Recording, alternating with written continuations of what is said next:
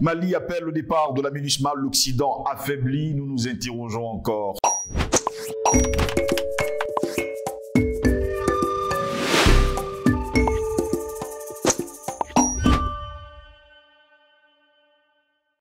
Madame, Monsieur, bonjour. Très heureux de vous retrouver ce jour encore pour une nouvelle édition de Parole panafricaniste. Bienvenue à toutes et à tous sur Panafricaniste TV. Après une décennie de présence, la mission de maintien de la paix des Nations Unies au Mali, appelée à faire ses valises. Des milliers de personnes l'ont fait savoir lors d'un rassemblement au Palais de la Culture à Bamako, à l'appel des groupes politiques et militants locaux proches des autorités de la transition.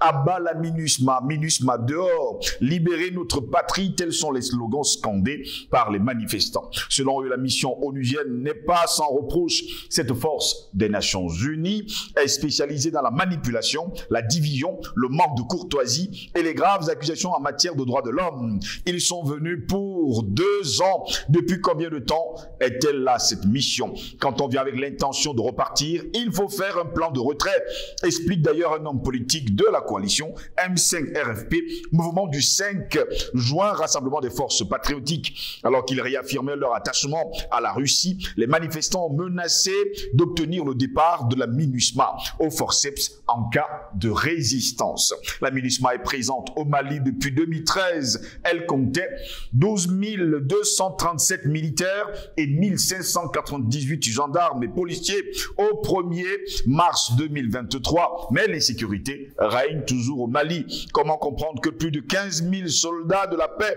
soient sur un territoire pour lutter contre une poignée de terroristes n'y arrivent pas depuis 10 ans? Oui.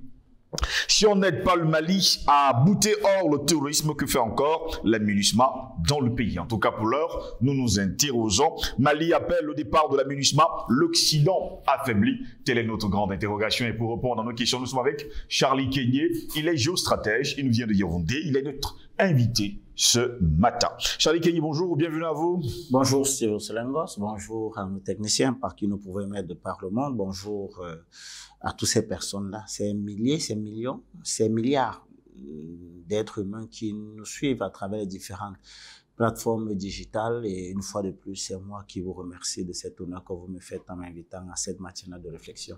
Très heureux de vous avoir, hein. Charlie Kenyé, encore ce matin, eh bien, ils étaient des milliers, on va le dire comme ça, des centaines de milliers du côté de la maison de culture à Bamako pour demander le départ de la MINUSMA. MINUSMA qui est sur le sol malien depuis 2013, qui compte plus de 15 000 soldats, mais qui n'arrive pas, on va le dire comme ça, à bouter hors quelques poignées des terroristes dans le désert. Bien, c'est triste, hein? C'est très triste, mais pour comprendre cette situation, il faut déjà analyser c'est quoi les casques bleus, pourquoi les casques de maintien de la paix, pourquoi l'Afrique et quel est l'objectif et l'enjeu qu'il y a derrière un pareil déploiement. Rappelons que l'Afrique est le continent qui compte le plus de missions de la paix à l'échelle internationale. Et pourtant, nous ne sommes pas le pays où on retrouve le plus de conflits à l'échelle internationale. Je crois que si vous prenez le côté du Moyen-Orient, entre le conflit qui oppose Israël avec la Palestine, si vous prenez vieux comme le monde, si vous prenez le cas de l'Arabie Saoudite avec le Yémen, si vous prenez même les quelques poches de résistance que nous observons par exemple dans le Caucase du Nord, si vous prenez même au niveau de l'Europe, même si on ne parle pas beaucoup, il y a des frictions qui sont parfois existants entre l'Angleterre et un ensemble de ces pays tels que l'Irlande du Nord, mais on ne médiatise pas assez. Même du côté d'Amérique du Sud, il y a tellement de conflits, mais malheureusement, ce n'est qu'en Afrique qu'on retrouve beaucoup plus ces casques bleus. Alors pourquoi? Simplement parce que au début des années 2000, lorsque la Banque mondiale initie ce projet de la carte à 1 milliard qui avait été financé à hauteur de 2,5 milliards de dollars, qui devait être étalé sur 3 ans, où il fallait redéfinir la cartographie de l'Afrique, la cartographie minière, eh bien, on s'est rendu compte que l'Afrique détenait d'immenses réserves de minerais et de matières rares ou alors de terres rares, les plus nombreuses jamais comptabilisées à l'échelle internationale étaient sur le continent africain et principalement dans un certain nombre de pôles. Le premier pôle, c'était dans la bande sahélo-sahélienne. Oui. Je vais revenir, vous allez comprendre le rôle, le lien avec les missions de maintien de la paix. Le premier pôle, c'était dans la bande sahélo-sahélienne. Le deuxième pôle, c'était dans la région du Golfe de Guinée. Et le troisième pôle, c'était dans la région des grands bassins du Congo. Si vous prenez dans la bande sahélo-sahélienne, vous comprenez justement pourquoi la présence de la MINUSMA. la mission des Nations Unies pour le Mali. Ils sont au Mali, on ne sait véritablement pas ce que ces gens sont en train de foutre. Et pourtant, vous avez un conflit qui perdure depuis pratiquement, on le cesse de le dire, depuis un peu plus de 20 ans, voire même 30 ans. Et véritablement, on ne voit pas trop le rôle qu'a joué la MINUSMA pour véritablement ramener la paix et la sécurité de ce côté-là.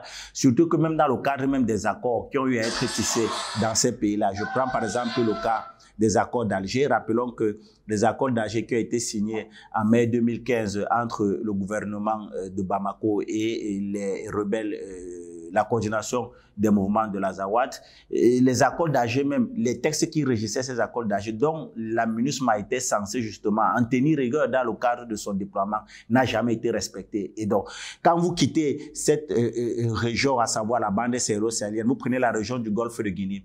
Au niveau de la région du Golfe de Guinée, vous allez vous rendre compte que vous avez des États, par exemple, comme la République Centrafrique, la République du Centrafrique, avec justement la MINUSCA de ce côté-là, la mission des Nations Unies pour la Centrafrique. Si vous prenez la région du Grand Bassin du Congo, vous avez la MINUSCO, la mission des Nations Unies pour le Congo. Mais également, il y a une autre mission qu'on ne parle pas beaucoup qui s'appelle AMISOM, la mission des Nations Unies pour la Somalie. Et bien, à la différence des 3 autres missions de maintien de la paix, l'AMISOM est simplement là. Pourquoi? Simplement parce que ça permet à cette force onusienne de contrôler le détroit de Bab el-Mandeb au niveau de la Corne de l'Afrique. Il faut rappeler que par cette partie du continent transite 45% du pétrole consommé sur le marché mondial et 55% des marchandises consommées sur le marché mondial.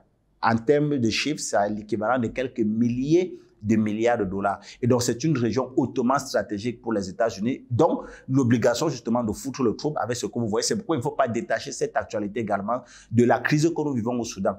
Quand on a fini de planter le décor, on comprend très bien que la présence des casques bleus en Afrique n'obéit pas à la réalité sécuritaire ou à la réalité sécuritaire que traversent nos pays. Mais la présence des casques bleus en Afrique obéit simplement à une volonté hégémonique, à une volonté d'un groupe de personnes de faire de l'Afrique des no man's land, c'est-à-dire des zones de non-droit, où la présence de leurs hommes à eux, c'est-à-dire que de leurs soldats, de leurs forces, vont être justifiés justement par cette zone d'insécurité, par cette zone de no man's land. Voilà comment les Nations Unies en arrivent.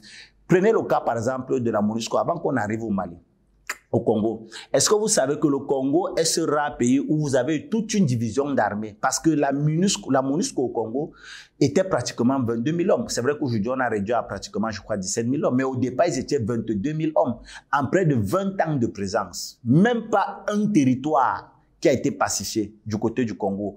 Pire encore, les populations de la ville de Béni, récemment, lorsqu'ils manifestaient dans la route, en route, faisaient savoir qu'ils ne comprennent pas les casques bleus qui sont chez eux. En journée, ils sont des casques bleus, en soirée, ils sont des ingénieurs topographes, des ingénieurs miniers. Les gars font venir des excavateurs, des camions belges, mais les populations se posent la question, est-ce que c'est tout pour combattre les terroristes ou alors c'est pour creuser le sol? Vous comprenez très bien que nous sommes dans des schémas où les Nations Unies, comme les forces de maintien de la paix des Nations Unies, ne sont pas là pour résoudre les problèmes des Africains. Ils ne sont même pas là pour venir résoudre les problèmes sécuritaires. Le cas du Mali, c'est que quoi? Le rôle de la MINUSMA était de quoi? Était de jouer le rôle de force tampon pour empêcher les soldats gouvernementaux de pouvoir attaquer les rebelles dans le nord. Or, dans le nord, les rebelles faisaient des patrouilles mixtes avec la force française, sans que cela n'inquiète la MINUSMA. La MINUSMA même encore allé plus loin. Rappelons qu'il y a eu une tentative de coup d'État du côté du Mali avec l'affaire des 30 mercenaires. Qu'est-ce qui s'est passé? On s'est rendu compte que ceux justement qui étaient responsables de ce coup d'État ont fait savoir que les mercenaires qui étaient arrivés au Mali sont arrivés dans le cadre d'un cycle rotatif des soldats de la MINUSMA. Or, la MINUSMA a pondu un communiqué disant qu'elle ne se reconnaissait pas et qu'elle ne reconnaissait pas ces soldats-là. Ça veut dire clairement que la MINUSMA joue un jeu, ma foi, qui n'est pas très clair du côté du Mali. Parce que quelques mois plus tard, devant la tribune des Nations Unies, la MINUSMA disait que c'était des soldats du corps. Or, quand les autorités maliennes ont fait une lettre aux autorités de la MINUSMA sur le sol malien, ils ont dit clairement qu'ils ne reconnaissaient pas ces soldats-là. Mais par la suite, ils partent dire au niveau de la tribune, au niveau du Conseil de sécurité des Nations Unies, que véritablement, c'était des soldats du contingent de la MINUSMA. Donc, ça démontre, ça suffit que c'est une mission.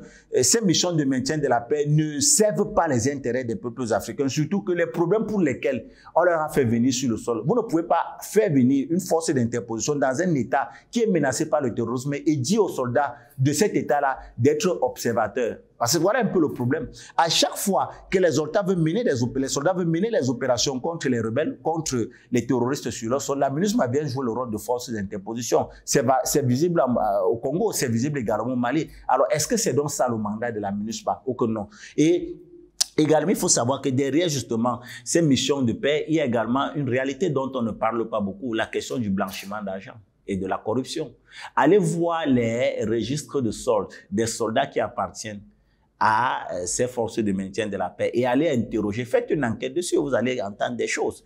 Allez interroger ces soldats, demandez-les combien ils perçoivent à la fin du mois et allez voir ce qui est mentionné sur la fiche de solde. Vous comprenez qu'il y a une véritable mafia également derrière le déploiement des casques bleus qui est parrainé depuis même la Maison des Nations Unies, à savoir le sous-secrétariat à la direction de maintien de la paix qui est comme, je crois, en sa tête, c'est un Français, il s'appelle un certain Lacroix, qui depuis cette maison-là jusqu'à tous ces démembrements-là, il y a tout un marché, il y a toute une corruption, tout un blanchiment d'argent qui se déroule à l'intérieur de cette institution. Et ça démontre, ça suffit que nous sommes là en face des gens qui nous prennent pour des idiots et qui se servent de nos malheurs pour se faire de l'argent, mais pire encore, qui se servent de nos malheurs pour justifier leur malheur chez nous. Et à travers justement ça, les peuples maliens ayant compris cette réalité-là ont jugé utile de demander à la MINUSMA de partir parce qu'un pays ne peut pas avoir deux armées. Rappelons qu'à chaque fois que la mission de paix des Nations Unies s'installe dans un pays, jamais ce pays ne trouve la paix. Or, aujourd'hui, je crois que le Mali est en train d'évoluer vers une certaine restauration de l'intégrité de son territoire, vers une certaine pacification de son pays. Et le Mali, justement, en tant qu'entité souveraine, ne saura avoir deux armées sur son territoire. Surtout que l'armée malienne aujourd'hui réalise à merveille les missions qui sont les siennes. Alors pourquoi est-ce que la MINUSMA devait continuer à exister? La MINUSMA n'a pas raison d'être, mais au contraire, la MINUSMA force à exister parce que justement, derrière, il y a cette volonté de continuer à blanchir de l'argent, à se faire de beaucoup d'argent, ce système de corruption, mais également il y a une volonté à maintenir un regard sur le Mali parce que rappelons que la plupart des officiels qui siègent aujourd'hui du côté de la MINUSMA sont des étrangers, principalement des Français, et ce sont les seuls yeux que la France a dans ce pays-là. La France, le Mali ayant chassé l'ambassadeur de France, ayant chassé la plupart des correspondants français, des ONG français, la France, pour continuer justement à mener un ensemble d'opérations clandestines dans ce pays-là, non pour seul yeux que la MINUSMA, et donc elle manœuvre en douce pour permettre à ce qu'à chaque fois son mandat puisse être renouvelé, pour essayer d'exister encore, mais également parce qu'il y a des mannes qu'il faut protéger. La MINUSMA permet justement de continuer à alimenter un ensemble chose curieuse quand même, c'est toujours la France qui manœuvre. C'est toujours la France qui demande justement la prolongation du mandat de la MINUSMA du côté du Mali. Bien sûr, parce que la France a intérêt à ce que la MINUSMA ne quitte pas le Mali. L'histoire de ce pays nous montre à suffit que depuis la nuit des temps, le pays responsable de tous les malheurs du Mali, c'est la France. Et la raison est très simple. Le Mali est un gros producteur d'or à l'échelle internationale et aujourd'hui, on sait très bien que la France, c'est la 4e réserve d'or à l'échelle internationale, 2346 tonnes. Mais si on se pose une simple question logique, la France produit dans quelle partie de son territoire? Aucune. Aucune. Pourtant, quand vous regardez les pays ayant une réserve d'or à l'échelle internationale, le Mali ne figure pas. Le Mali a une production annuelle de 60 tonnes d'or. Avec les autorités, les nouvelles autorités de la transition qui sont là, ils disent qu'ils veulent faire passer ça à pratiquement 100 tonnes. Alors, chaque année où le Mali a produit 60 tonnes d'or, où allaient ces tonnes d'or-là? Eh bien, ils étaient simplement réquisitionnés au niveau du Trésor français, au niveau de la Banque centrale de France. Et la garantie, selon les officiels français, c'était que ça permettait de financer les opérations françaises sur le territoire malien. Donc, depuis 10 ans, la France finance les opérations de maintien de la paix sur le territoire malien. Et la récompense, c'est de prendre l'ordre du Mali. Mais depuis 10 ans, le Mali n'a pas la paix. Et donc, la France, donc, ayant vu cette vérité-là rattrapée avec tout ce que les autorités maliennes ont mis en nu, qui atteste et qui démontre à suffire de l'ingérence de la France dans les malheurs qui vivent le Mali, la France se dit qu'elle a l'obligation de faire en sorte que la MINUSMA puisse continuer d'exister parce que non seulement c'est leur seul point de regard dans ce pays-là, mais également la MINUSMA continue justement à jouer ce rôle de renseignement et peut-être même de soutien aux organisations terroristes présentes sur le sol africain, principalement dans la bande sahélo-sahélienne. Les faits aujourd'hui démontrent que pendant bien des années, lorsque les autorités de Barkhane, alors la force Barkhane, patrouillaient dans le nord avec les rebelles, la MINUSMA était au fait de cette réalité-là, mais la MINUSMA n'a pas broché.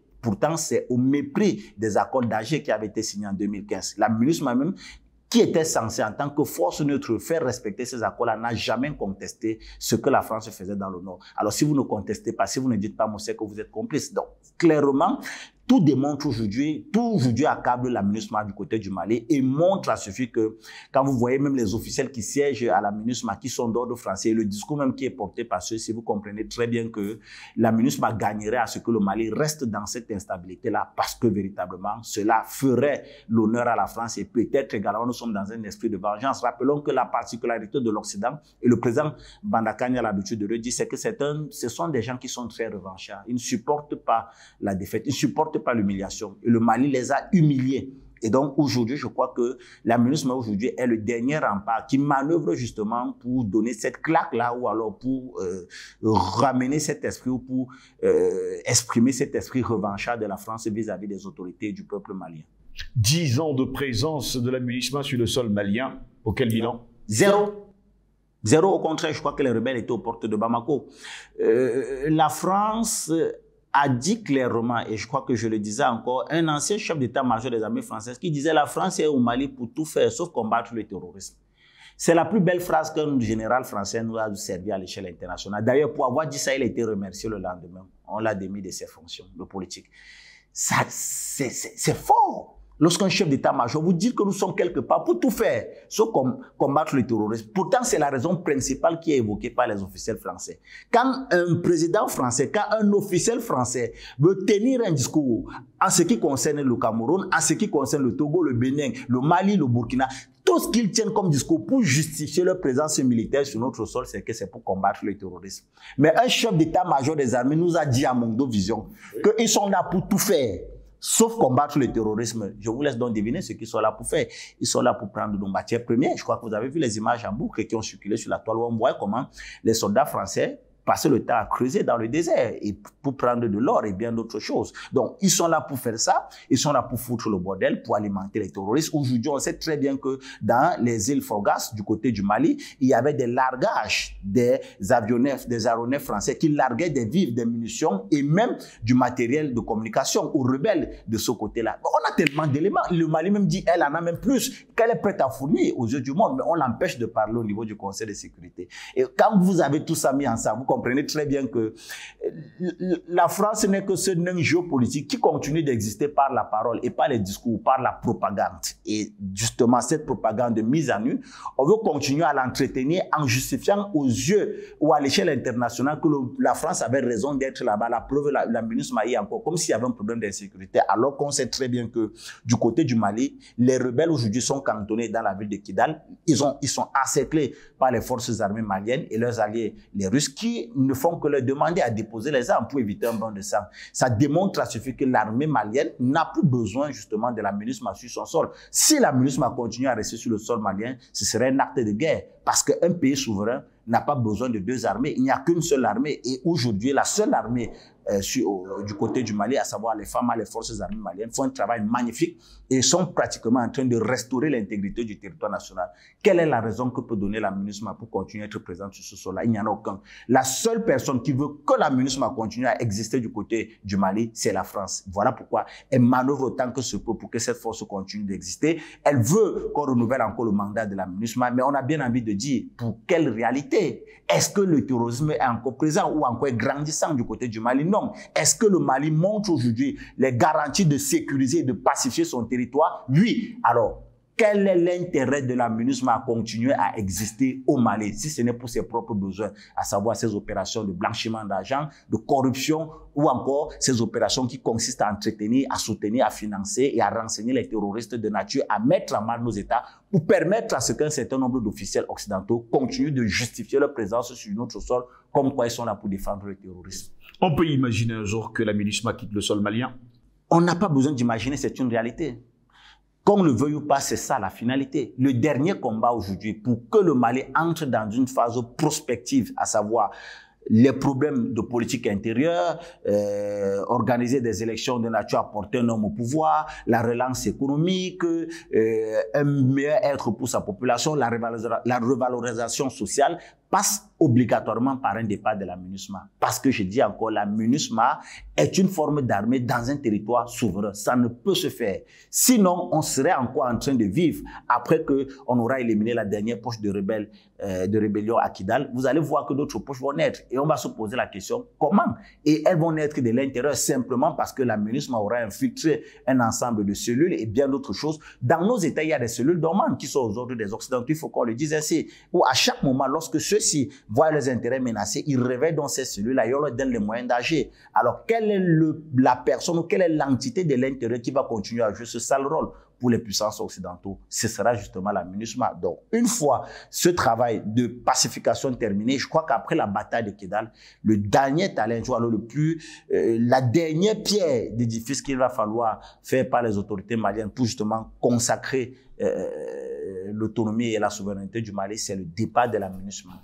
Qu'attendent les autres pays africains pour bouter hors ces forces d'occupation et sans oublier bien sûr cette mission des Nations Unies, soi-disant pour la paix? Je pense que les autres États sont également dans cette lancée-là, mais nous sommes dans une question de timing.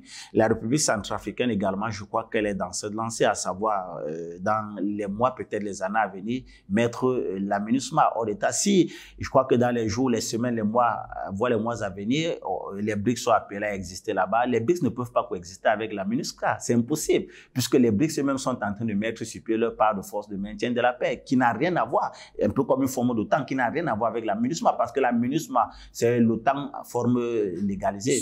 Oui, c'est-à-dire qu'il n'y a pas de différence entre la MINUSMA et l'OTAN, sauf que la MINUSMA a un mandat international, l'OTAN n'a qu'un mandat d'une poignée de personnes qui se disent être les maîtres du monde. Mais c'est la même gens, ce sont les mêmes personnes, ce sont les mêmes officiels, ce sont les mêmes canons de financement, ce sont les mêmes organisations et ce sont les mêmes parrainages. Donc ça fait en sorte que aujourd'hui, la plupart des États africains savent que c'est ça la finalité, mais peut-être le timing n'est pas le même parce que les réalités sécuritaires ne sont pas également les mêmes. S'il est vrai que le Mali est très avancé avec le départ de la MINUSMA, la Centrafrique elle-même l'a en projet. Le Congo également l'a en projet. Tshisekedi même l'a dit. Il a dit clairement qu'avec la situation au niveau de l'Est de la République démocratique du Congo, il n'entend pas véritablement continuer à faire avec la MONUSCO. D'ailleurs, il a dit clairement qu'il est prêt à faire venir les Russes sur son territoire. Il a dit de façon officielle, comme quoi un partenariat avec la Russie, si cela le permettrait de ramener la paix et la sécurité à l'Est de la République démocratique du Congo, il est prêt à le faire. Donc, c'est pour dire que